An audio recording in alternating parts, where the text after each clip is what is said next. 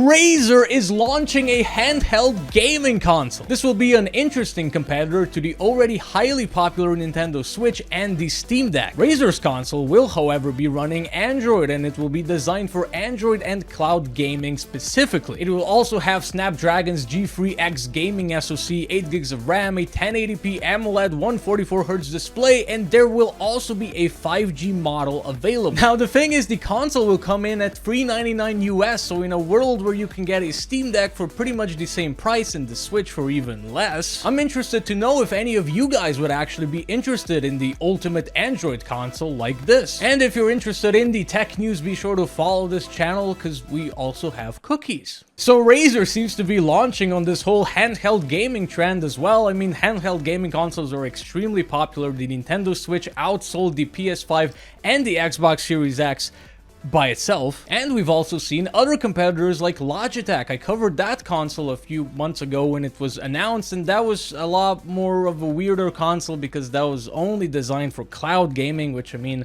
you know, the other options can do that as well. They can just do more things as well. Anyways, here are the specs for the Razer console. So it's going to be running Android 12, obviously a custom version of that optimized for the console, Snapdragon G3X Gen 1 gaming platform. So this will no doubt be an absolute beastly chip to run all of your Android games on.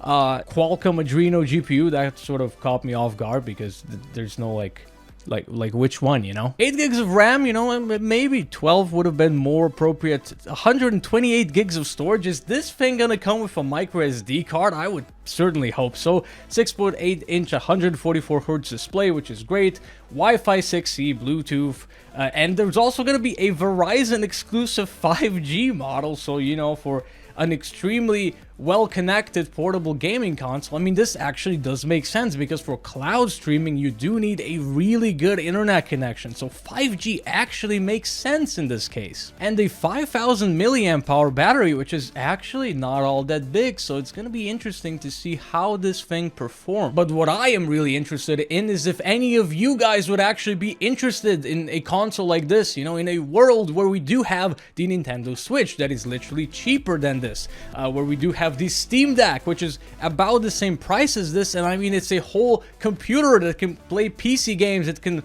run programs for desktop computers, you know? But I mean, at the same time, you know, Android gaming is extremely popular, so if this is like the only pure Android gaming console available that's gonna give you all the frames in your mobile games like League of Legends, Wild Rift, Genshin Impact, Call of Duty Mobile, you know, all of these extremely popular games. I don't play any of them, but yeah. So yeah, I wonder, you know, is a phone just good enough, or would people actually like to have this pure console experience for Android?